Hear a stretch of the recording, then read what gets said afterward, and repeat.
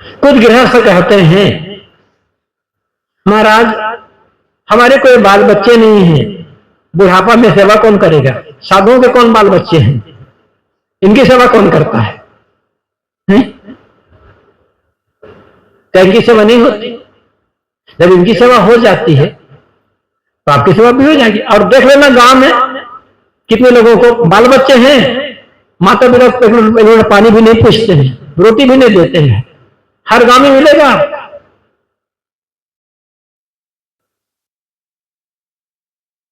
तो उसकी चिंता मत करो, शादी हुई, बाल बच्चे हो गए, लिखाओ पढ़ाओ, योग्य बनाओ, उनके लिए व्यवस्था कर दो। नहीं है तो चिंता रहित होकर के भजन करो, सब मिल जाएगा।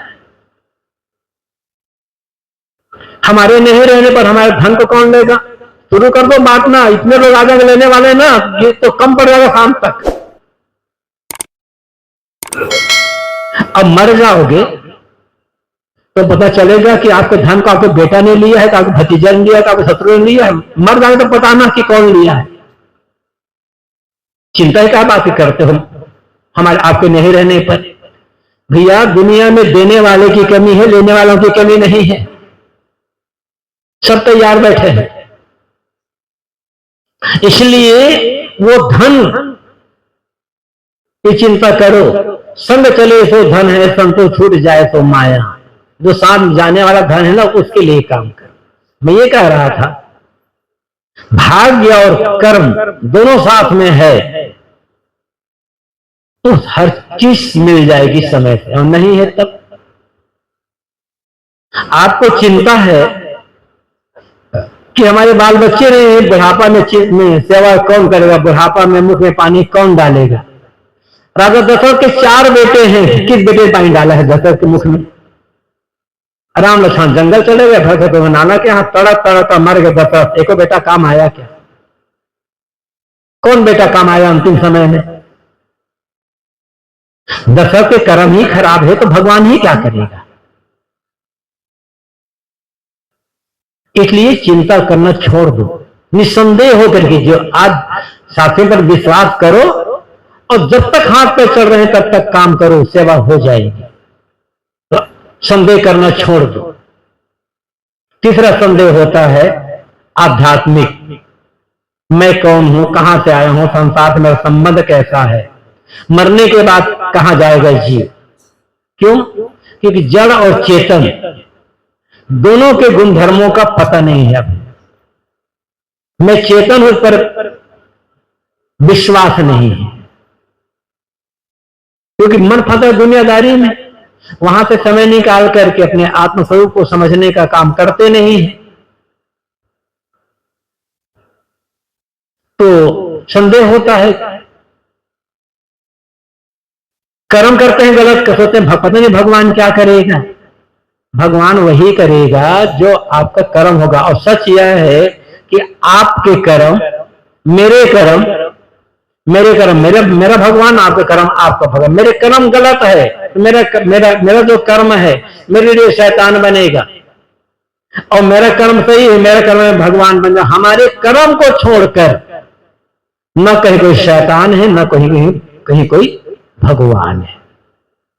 इसलिए किसी भगवान की पूजा करना छोड़ो करके कर्म शुभ करो, आदमियों की सेवा करो, अपने आप सब बढ़िया होता चला जाएगा।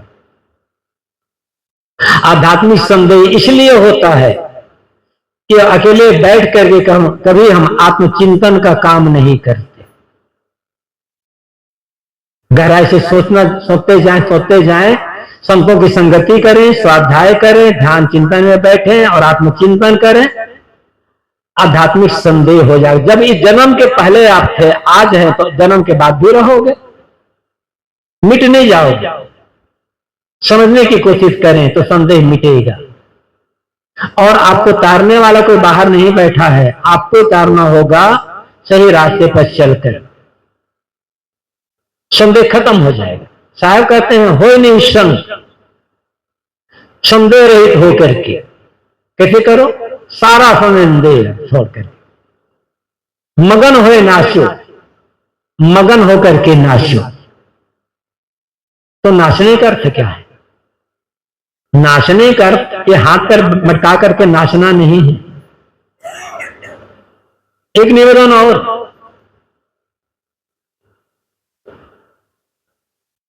आजकल जमाना बहुत बदल गया है।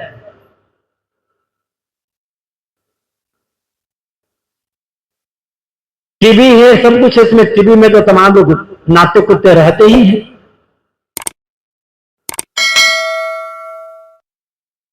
अगर टीवी में कुछ लोग नाचते कूदते हैं तो आपके घर के छोटे बच्चे, आपका बेटा या बेटी या पोता या पोती जो छोटे छोटे हैं, 2 साल 3 साल 4 साल, वो भी नाचते कूदते हैं। कहते हमारा बेटा बहुत नाच रहा है, फिर वही बनेगा नाचने वाला और आपको नचाएगा बुढ़ापा में। नचाओ मत उनको, सही सीख दो। ये सब टीवी देख करके या लेकर के गलत संस्कार मत डालो बच्चों पर। जिस नाचने की बात यहां पर कहते हैं वो नाचना हाथ पर मटकाकर नाचना नहीं है। अर्थ है मगन हो नाचो, मतलब मगन हो करके, खुश होकर, प्रेम पूर्वक जीवन का व्यवहार करो, लोगों से व्यवहार करो। बीजक साखी प्रकरण में साहब ने साखी कही इस पर, प्रेम पाठ का चोलना पहिर कबीरू नाच, पानी बुदीन हो ताश को तन मन बोले सांस। ऐ कबीर, ऐ लोगों, प्रेम के कपड़े का चोलना बना करके, लंबा अंगरखा बना करके पहनो और नाचो। तो प्रेम का तो कोई कपड़ा नहीं होता, तो उसको चोलना कैसे बनाओगे और पहनोगे कैसे, फिर नाचोगे कैसे? अर्थ ऐसा कहते हैं जो कुछ भी करना है जीवन में, हर काम को प्रेम पूर्वक करो और लोगों से प्रेम पूर्वक व्यवहार करो। किसी भी काम में थकान क्यों आती है, मन क्यों उबता है? क्योंकि हम वह काम प्रेम पूर्वक नहीं करते, समर्पित होकर के नहीं करते, इसलिए मन नहीं लगता, जल्दी थकान आती है, काम पूरा नहीं होता, बीच में अधूरा छूट जाता है, होता भी था तो अधूरा पूरा होता है, इसलिए परिणाम बढ़िया नहीं आता। इसलिए जो भी काम करना है, छोटे से छोटे काम लेकर के बड़े से बड़े काम तक, समर्पित भाव से प्रेम से करें तो हर काम पूजा बनेगा। कबीर साहब की पंक्ति याद होगी, जहां जहां डोलो सो परिक्रमा, जो कुछ करूं तो पूजा। अपने मन की भावनाओं को शुद्ध कर लो, अशुद्ध भावना मन में नहीं है, ईर्ष्या द्वेष घृणा बैर विरोध या अन्य और भावना मन में नहीं है, तो आपका आना जाना चलना फिरना जहां भी चलोगे सब परिक्रमा है। निर्मल मन, भावनाएं पवित्र, खेत जा रहे हो परिक्रमा हो रहा है, दफ्तर जा रहे हो परिक्रमा हो रही है, खलिहान जा रहे हो परिक्रमा हो रही है, बाथरूम में जा रहे हो तो परिक्रमा हो रही है। भावना शुद्ध है तो आप कहीं भी चलते थे तो सब परिक्रमा, और किसी मंदिर की परिक्रमा तो कर रहे हो, भावना गलत है, लोभ है, लालच है, द्वेष है, ईर्ष्या है, घृणा है, किसी के लिए विषय विकार की बात है, तो वो परिक्रमा काम नहीं आएगी। इस भ्रम में मत रहना कि हम इसकी परिक्रमा कर लेंगे, मंदिर में इतनी बार परिक्रमा करेंगे जितना हमें फल मिल जाएगा। कोई फल नहीं मिलेगा यदि भावना गलत है तो। मंदिर की परिक्रमा क्या है, समझ ले ये पूरी दुनिया ही भगवान का मंदिर है, और जितने नर नारी हैं सब भगवान हैं। तो कहीं भी आना जाना है पवित्र भावना लेकर के जाना, पवित्र भावना लेकर के चलो फिरो। ये पूरी दुनिया भगवान का मंदिर, ये भाव रखना होगा। ऋग्वेद में विराट पुरुष का वर्णन आता है, जैसे गीता में भी विराट पुरुष का वर्णन आता है। श्री कृष्ण ने अर्जुन को विराट रूप दिखलाया था कहा जाता है। उससे बहुत पहले ऋग्वेद में विराट पुरुष का वर्णन आता है और कहा गया है सहस शीर्षा पुरुषा सहसा सहस्रपाद सब भूमि विस्तृतो विस्ताद अधिष्ठ दशांगुलम, एक मंत्र है ऋग्वेद का। वो जो विराट पुरुष है परमात्मा, उसके हजारों आंखें हैं, हजारों सिर है, हजारों हाथ पैर है, हजारों कहने का तरीका, असंख्य अनगिनत विराट पुरुष परमात्मा के सिर कितने हैं? अनगिनत सिर। अब अनगिनत सिर है तो अनगिनत हाथ पैर हो जाएगा। आप लोग रावण की मूर्ति बनाते हो दशहरा समय रावण जलाने के लिए, 10 सिर बना दिए और 20 हाथ है, तो जब 10 सिर है 20 हाथ तो 20 पैर भी तो बनाकर रखो।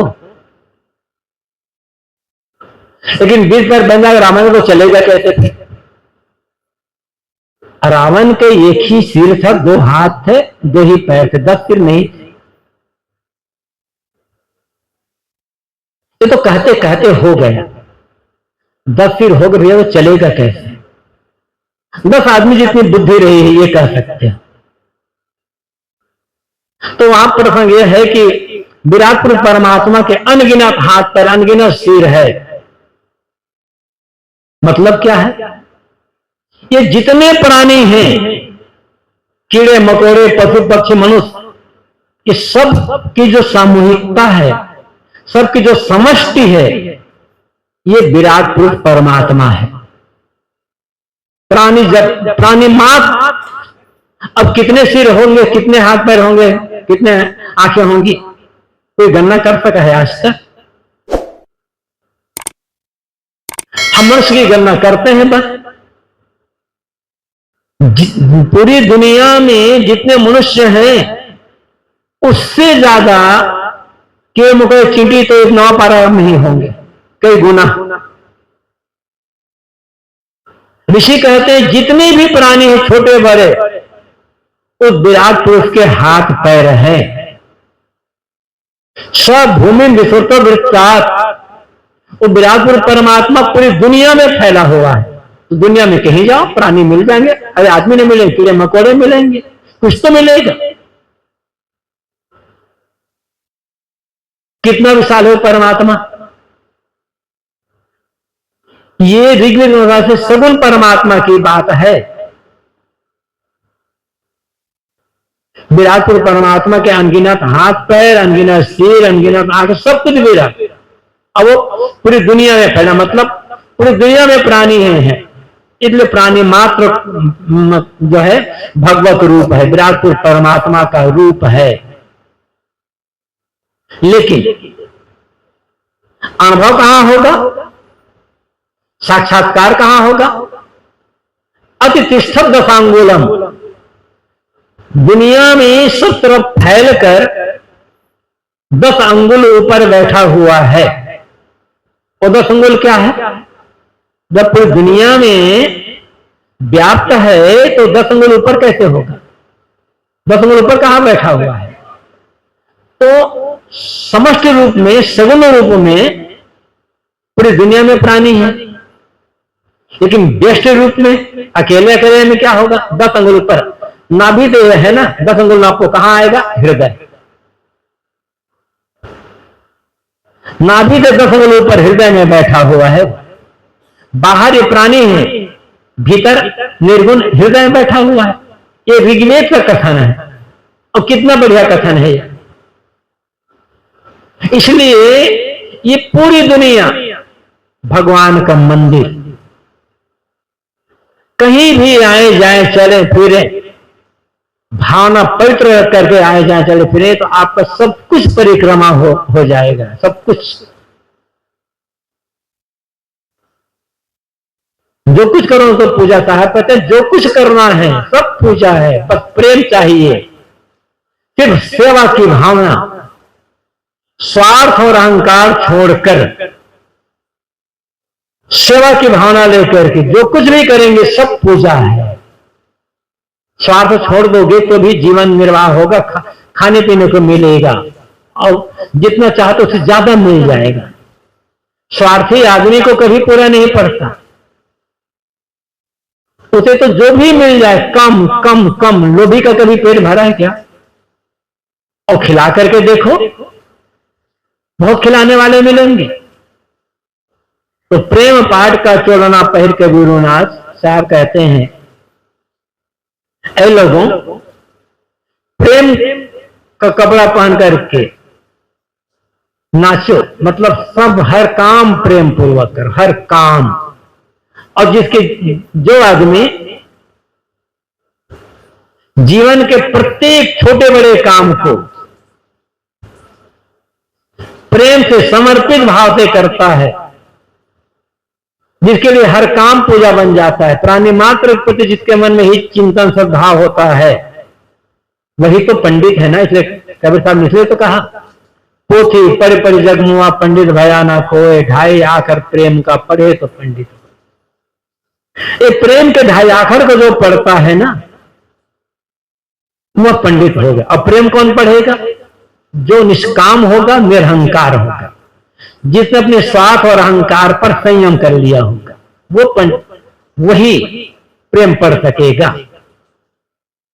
कोई कामना नहीं, कोई अहंकार नहीं, बस सेवा का भाव होता है, कामना छोड़ करके, स्वार्थ और अहंकार छोड़कर काम कर। और कबीर साहब जो बात कह रहे हैं कि अहंकार कामना छोड़ करके प्रेम का व्यवहार करो, तो वो पंडित है। पोथी पढ़ने वाला पंडित नहीं होता। गीता में पुण्य कहा गया है, पंडित कौन? तो बहुत बढ़िया बात आई है। ये नहीं कहा कि अमुक जाति में जो व्यक्ति पैदा है वो पंडित है, जो पोथी पुराण कहता वो पंडित है, जो कथा भागवत कहता वो पंडित है। कुछ नहीं कहा गया। ऐसी व्याख्या दी गई पंडित की कि दुनिया को कोई भी आदमी, किसी मजहब का मानने वाला, किसी जाति का मानने वाला, कोई भी काम करने वाला आदमी पंडित हो सकता है, पर शर्त पूरी होनी चाहिए। वो क्या है? यस सर्वे समारंभा काम संकल्प वर्जिता, ज्ञानाग्निदग्ध कर्माणम तमाहो पंडितम बुधा। जिसके सारे आरंभ मतलब कर्म, यहां आरंभ कर शुरुआत नहीं है। आरंभ और समारंभ संस्कृत में अर्थ हो जाता है कर्म, व्यवहार, कार्य। जो सारे कर्मों को कैसे करता है? काम संकल्प वर्जिता। काम संकल्प मतलब कामना, चाहना, इच्छा। जो काम करता है इच्छा चाहना छोड़ करके काम करता है, मतलब निष्काम होकर के काम करता है। और जब निष्काम होकर के काम कर रहा है, त्याग के मार्ग में चल रहा है, तो ज्ञान के आग में उसके सारे कर्म जल गए, वो पंडित है। कहां पैदा हुआ, कि जाति में पैदा हुआ, कि स्त्री है, कि पुरुष है, जवान है, कि बूढ़ा है, साधु गृहस्थ, तो कोई मतलब नहीं। तो ऐसा जो होगा ना, उसके जीवन के सारे कर्म पूजामय हो जाएंगे, क्योंकि तो जीवन में प्रेम ही उतर गया है। जहां प्रेम उतर गया वहां तो कहना नहीं है। फिर साहब कहते हैं, पानी विदीन हो सास को तन मन बोले सांस। ये पूरी प्रकृति सत्ता उस व्यक्ति के जीवन में चमक देती है, उस व्यक्ति के जीवन को चमकदार बना देती है, प्रकाशित कर देती है। जो तन से सततपूर्ण व्यवहार करता है, वाणी से सततपूर्ण बातें बोलता है, और मन में जिसकी सततपूर्ण भावनाएं हैं, मतलब जिसके जीवन में तन मन वचन में सत्य की प्रतिष्ठा है, सत्य का ज्ञान है, सत्य का पूर्ण भावना है, सत्य का पूर्ण वाणी है, सत्य का पूर्ण कर्म है। सत्य के रास्ते पर चलने वाला पूरी प्रकृति उसका सहयोग करने लग जाती है। बस सत्य को हमें समझना है। सत्य के रास्ते पर चलने में कठिनाई क्यों आती है? क्योंकि स्वार्थ है, झूठ से ज्यादा मोह है। लोग ये भी कहते हैं सच बड़ा कड़वा होता है। हकीकत क्या है? सच न कड़वा होता है न मीठा होता है, सच केवल सच होता है। फिर सच कड़वा क्यों लगता है? इसलिए कि झूठ के प्रति मोह है। झूठ जितना प्यारा लगेगा सच उतना कड़वा लगेगा, और जिस दिन झूठ कड़वा लगेगा ना उस दिन सच मीठा लगने लग जाएगा। लेकिन झूठ के लिए इतना मोह है, इतना मोह है झूठ के लिए, झूठ इतना मीठा हो गया है कि थोड़ी सी सच बात भी कड़वी लगने लग जाती है। लेकिन सच कड़वा नहीं होता। और बीमारी दूर करना है ना तो कड़वी दवा ही खानी पड़ी, मीठी दवा काम नहीं आएगी, भी समझना होगा। सच सदगुरु कबीर अकेले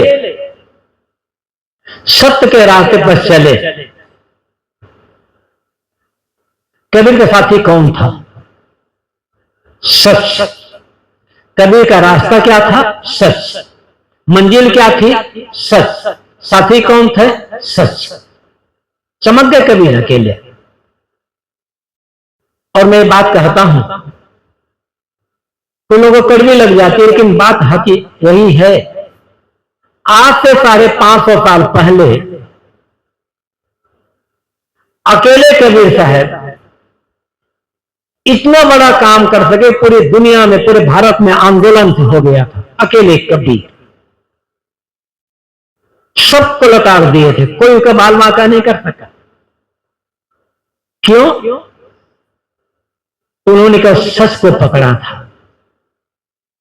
आज से 550 साल पहले जब इतनी स्वतंत्रता नहीं थी, कहने सुनने का आने जाने के इतने साधन भी नहीं थे, तो आज से 550 साल पहले अकेले कबीर ने जो काम किया था, आज भारत के रहने वाले हजारों कबीरपंथी साधु और लाखों करोड़ों भगत सब मिलकर काम नहीं कर पा रहे हैं।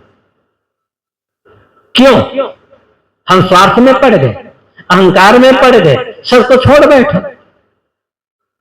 हजारों साधु हैं कबीरपंथी और करोड़ों भगत है। क्या जितना अकेले कबीर ने किया था उतना काम हम कर पा रहे हैं? क्या जगह पर अकेले कबीर ने जगह करते हैं भारत को, अब हम लोग क्या कर पा रहे हैं? सोचने लायक बात है। कहां भूल हो रही है हमसे? कहीं हम कबीर के रास्ते को छोड़ तो नहीं बैठे? कहीं हम गद्दी से मोह तो नहीं कर बैठे? कबीर साहब गद्दी चाहते तो इतनी ऊंची ऊंची गद्दी मिल जाती, तो कहना क्या।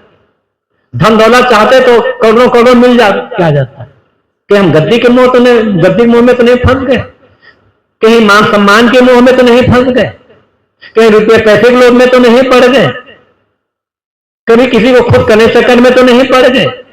कबीर ये सब में बिल्कुल नहीं पड़े, इसलिए चमक गए। क्यों? सच के रास्ते पर चले। कबीर साहब जो बात कहते हैं ना, पानी दीन हो ताश को तन मन बोले साच, ये प्रकृति सत्ता उस व्यक्ति के जीवन में चमक देती है जिसके तन मन वचन में सत्य की प्रतिष्ठा होती है। ये पंक्ति कबीर पर जो कि तो उतरती है बिल्कुल। लेकिन हम चल नहीं पाते क्योंकि हम भीतर से हम कमजोर। क्यों? लोभ है, मोह है, पक्षपात है, स्वार्थ है, अहंकार है, पूजा प्रतिष्ठा की कामना है। कहां चल पाएंगे? ऋग्वेद में एक बड़े सुंदर मंत्र आता है, मधुवाता ऋतायते मधु सरंति सिंधव माधुर्यना संतोषधि। ये ऋग्वेद का एक गायत्री मंत्र है। ऋग्वेद में लगभग 2000 से ज्यादा गायत्री मंत्र है, ये भी गायत्री मंत्र है। पहला मंत्र ही गायत्री मंत्र है ऋग्वेद का। इसका अर्थ क्या है? रीत, नियम, न्याय, सत्य। प्रकृति के नियम को रीत कहा गया है, और नैतिकता का जो नियम है, सत्य का जो नियम है, न्याय है, उसको भी रीत कहा गया है। ऋषि कहते हैं जो सत्य के मार्ग में चलता है, नियम के रास्ते पर चलता है, उसके लिए मधुवाता, हवाएं मधु बहाती हैं। मधुवाता रीता थे, मधु सरंती सिंधव, उसके लिए सिंधव नदियां मधु बहाती हैं। माधुर्य न संदोधि, उसके लिए औषधियां वनस्पतियां मधु बरसाती है। मतलब जो न्याय, नीति, नियम, सत्य के रास्ते पर चलता है, उसके लिए पूरी प्रकृति मधु, मिठास, अमृत की वर्षा करती है। ये केवल कहावत नहीं है, हकीकत है, सच। साहब ने क्या कहा? सात बराबर कप नहीं, झूठ बराबर पाप। और हम थोड़ी थोड़ी चीजों के लिए, थोड़े थोड़े रुपए पैसे के लिए झूठ बोलने तैयार हैं। कहां से कबीर को समझ पाएंगे, कहां से अपने को समझ पाएंगे, कहां से हमें मुक्ति गति मिल पाएगी?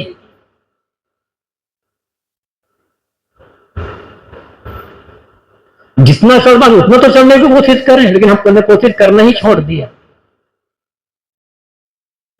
ईश्वर की बड़ी भक्ति होती है और जीवन भर, जिंदगी भर झूठ बोलते चले जा रहे हैं। और सच क्या है? यदि कोई ईश्वर है तो क्या सच ईश्वर है, सत्य ईश्वर है। धर्म क्या है? सत्य का रास्ता। पुण्य क्या है? सत्य का काम करना। यही तो है ना। वाल्मीकि रामायण में अयोध्या कांड में एक बड़ा सुंदर श्लोक आता है, जहां राम ने कहा यह श्लोक वाल्मीकि रामायण में। प्रसंग वहां है कि जहां भरत मनाने गए हुए हैं चित्रकूट, राम को लौटाने के लिए अनेक लोग गए हुए हैं। उसी में बातचीत हो रही थी, कुछ लोग अलग प्रकार तर्क दे रहे थे। उसी बीच में राम कहते हैं, सत्यमेवेश्वरो लोके सत्य धर्मा सदाश्रिता सत्य मूलानि सर्वाणि सत्या नास्ति परम पदम। सत्यम एव ईश्वरो लोके, इस लोक में, दुनिया में सत्य ही ईश्वर है। ये वाल्मीकि रामायण में कहा गया है। ये नहीं कहा गया कि ईश्वर सत्य है। क्या कहा? सत्य ही ईश्वर है। गांधी जी ने भी यही कहा था, सत्य को छोड़ दो तो ईश्वर और क्या होगा। लेकिन हमारे ईश्वर आकाश में, सत्य रास्ता छोड़ दिए, ईश्वर को कारगर भेज दिया आकाश में। पुकारते रह जाएंगे जिंदगी भर, कोई ईश्वर मिलने वाला नहीं है बाहर। ईश्वर पाना चाहते तो चलना पड़ेगा सत्य के रास्ते पर। जितना चल पाते हैं उतनी कोशिश करें, बचेगा तो आगे आते हैं और अगले जन्म में चल लेंगे। फिर सत्य में थोड़े लोग, सत्य धर्मा सदाश्रित, सदा से धर्म सत्य पर ही टिका है। धर्म अनुरूसर सत्य समाना, मानस की सौंपाई याद होगी। सत्य को छोड़कर धर्म और कुछ नहीं है। धर्म का आधार क्या है? सत्य। सत्य मूलानि सर्वाणि, जितने भी शुभ कर्म है, जितने भी पुण्य कर्म है, उसकी जड़ क्या है? आधार क्या है? सत्य। सत्य नास्ति परम पदम, सत्य से बढ़कर के कोई परम पद, कोई मोक्ष पद नहीं है। कोई सत्य से बढ़कर के कोई और धाम नहीं है। सत्य ही ईश्वर है, सत्य ही धर्म है, सत्य ही पुण्य है और सत्य ही परम धाम है। विश्वास है? कहां विश्वास कर पाते हैं हम? इसीलिए तो बहुत कुछ करते हुए हम दुखी के दुखी रह जाते हैं। पानी दीन हो तास को तन मन बोले सांस। गुरु कबीर कहते हैं प्रकृति सत्ता उस व्यक्ति के जीवन में चमक देती है जिसके तन मन वचन में सत्य की प्रतिष्ठा होती है। सब छूटे छूटे, सत्य न्याय ये न छूटने पाए। बस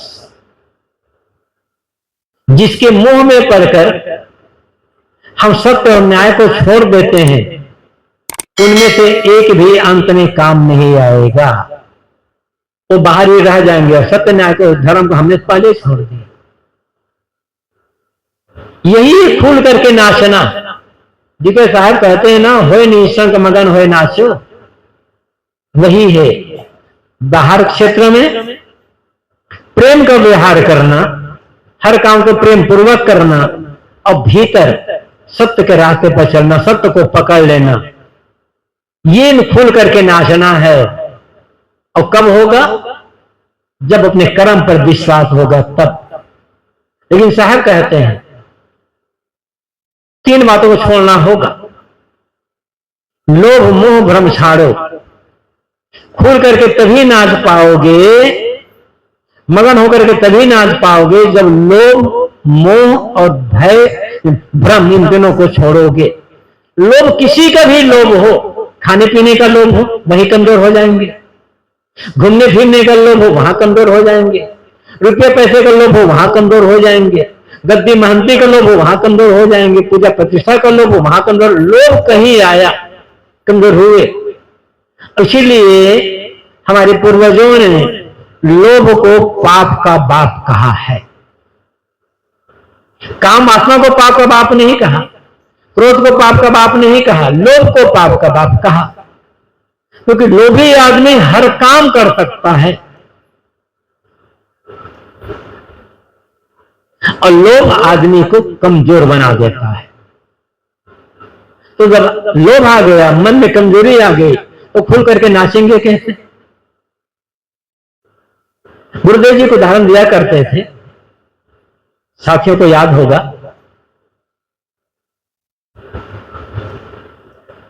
एक बार एक युवती बहुत दिनों के बाद अपनी सहेली के यहां मिलने गई। सहेली ने देखा, बहुत बहुत खुश हो गई। बहुत दोनों बात गले मिली, बातचीत की। तो जिस सहेली के यहां गई थी मिलने के लिए, उसके यहां सूत के आटे बनाने का काम होता था। सूत आते थे, सूत को आटे बनाया जाता था, तब कपड़ा बुनने का काम आता है। तो रंग बिरंगे सूतों की आटियां बनी हुई थी, गड्डियां बनी हुई थी। वही काम वो कर रहे थे, घर में बैठे हुए। दोनों मिले, तो जिसके घर गई थी उसने कहा कि तुम बहुत दिनों बाद मिली हुई हो मुझको, रुको मैं तुम्हारे लिए कुछ जलपान लेकर आती हूं भीतर। जलपान लेने चली गई। एक गई थी, इसके मन में रंग बिरंगे सूतों की लच्छियों को देखकर, आंटी को देख करके लोभ आ गया। एक आंटी उठा करके और रख लिया। अब महिलाओं के ब्लाउज में तो जब तो होता नहीं, कहां रखे। तो कहते हैं यहां से बगल में ऐसे दबा लिया। तो वह जब जलपान लेकर के आई तो देखती ही एक आंटी गायब। वो तो गिन कर रखे रहे थे, एक आंटी गायब। तो अब दूसरा कोई आया नहीं है। दूसरा कोई व्यक्ति आता उठा कर ले जाता। ये तो सहेली बैठी है। अब सहेली से कैसे पूछे कि तुमने चुराया क्यों? बिहार गड़बड़ आ जाएगा, कुछ भी नहीं सकती है। जलपान हो गया, आंटी चाहिए। तो कहती है कि हम दोनों बहुत दिनों बाद मिले हैं। देखो जब ख्याल कर हम लोग घर में रहते थे तो समय समय से कैसे नाचते थे, डांस करते थे। बहुत दिनों बाद आए हैं ना, बहुत बार मिले, चलो आज हम लोग नाचते हैं। ठीक है, नाचे। अब नाचने में हाथ में पैर मटकाना पड़ता है ना, तो ऐसे दबाकर नाचती थी। तो सैनिक कहा, अरे ऐसा क्यों नाचती हो? हमारे घर ऐसे नाचा जाता है। क्योंकि हाथ उठाएगी तो वो गिर जाएगी आंटी। एक उदाहरण है बात समझाने के लिए। तो लोभ कहीं भी आएगा, निस्संदेह नहीं हो सकते, खुल करके नाच नहीं सकते। लोभ कहां होता है? निर्जीव पदार्थों के लिए। रुपया पैसा हो, कपड़ा लत्ता हो, खाने पीने की चीज हो, जमीन हो, गाड़ी हो, घोड़ा हो, गद्दी हो, महंती हो, जो भी है निर्जीव जड़, इसके लिए लोभ होता है। फिर मोह, मोह होता है जीवित प्राणियों के लिए, उसमें खास करके मनुष्यों के लिए जो अनुकूल व्यवहार करते हैं। सेवा तो करना है, साथ साथ रहते हैं, सेवा करना है, प्रेम देना है, बड़ा मानना, छोटा मानना, सब कुछ होगा, लेकिन मोह कहीं आएगा। किसी के लिए मोह बना, खोल करके नहीं नाच पाएंगे, क्योंकि एक के लिए जब मोह आ जाएगा ना, तो दूसरों के साथ कहीं ना कहीं अन्याय होगा ही होगा। जिसके लिए मोह हो जाएगा, उसे अभी सुखी बनाने के लिए, धनवान बनाने के लिए पिता दूसरे बेटे का हक मारेगा ही मारेगा। अपने बेटे पर मोह है तो अन्य के बेटों का हक मारेगा, न्याय भूलेगा। तो मोह कमजोर करता है।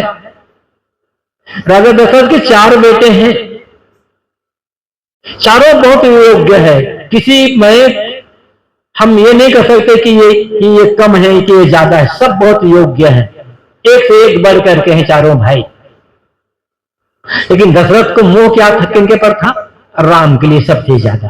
ठीक है, राम ज्यादा योग्य है, मान लेते हैं, उनके लिए मोह था।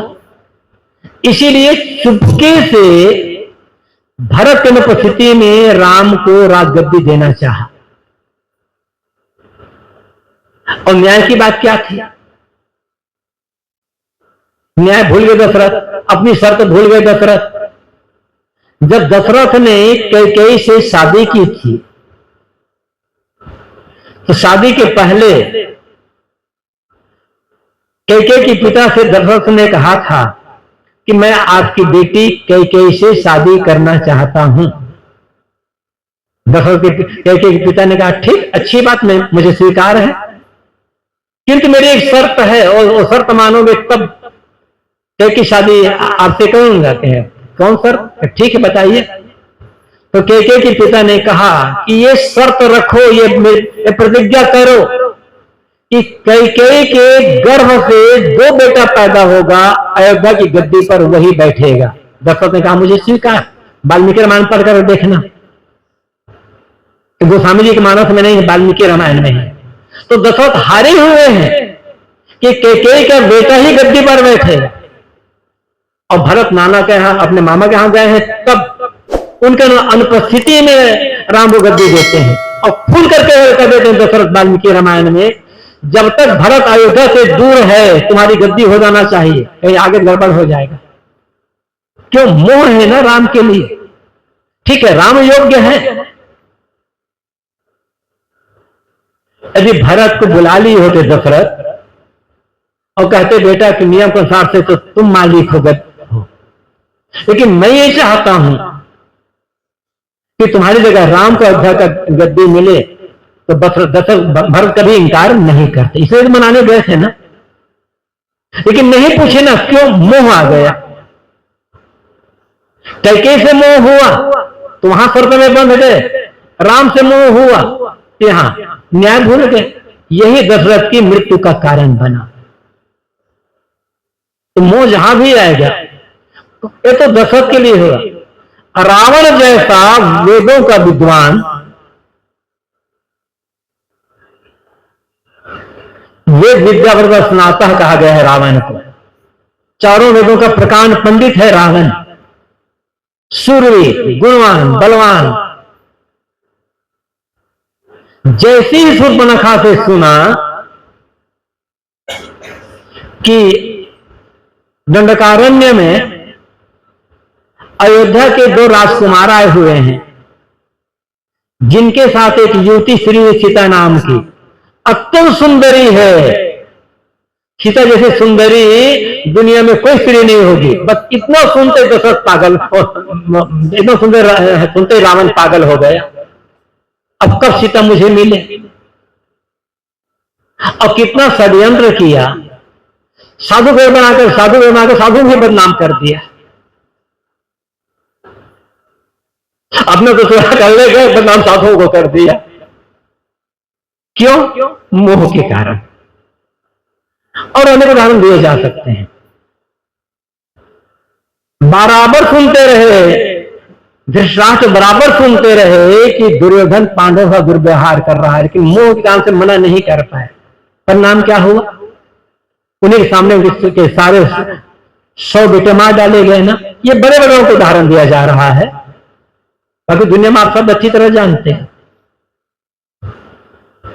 और भ्रम आ जाएगा,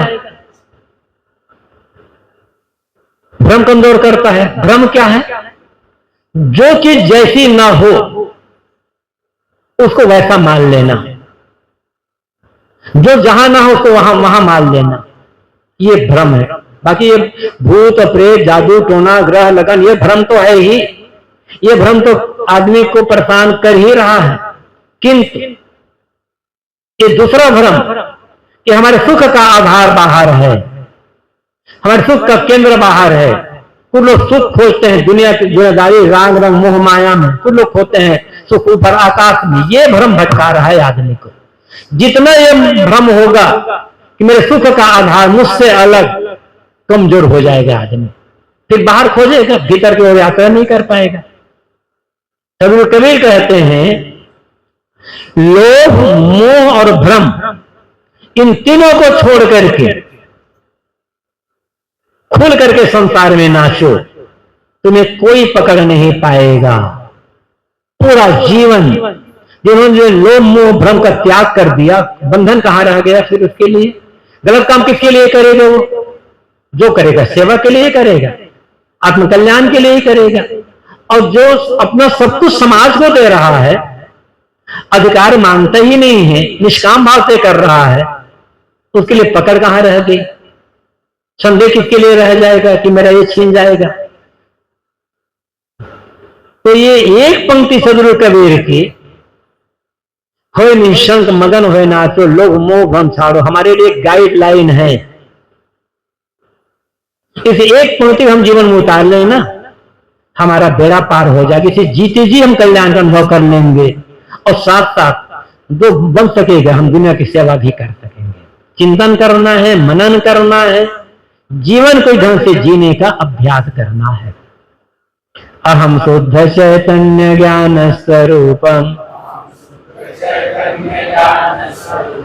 अजर हम अमर हम अखंडम अनुपम। अहम शुद्ध चैतन्य ज्ञान स्वरूपम अजर हम अमर हम अखंडम अनुपम। अहम शुद्ध चैतन्य ज्ञान स्वरूपम अजर हम अमर हम अखंडम अनुपम। अहम शुद्ध चैतन्य ज्ञान स्वरूपम अजर हम अमर हम अखंडम अनुपम।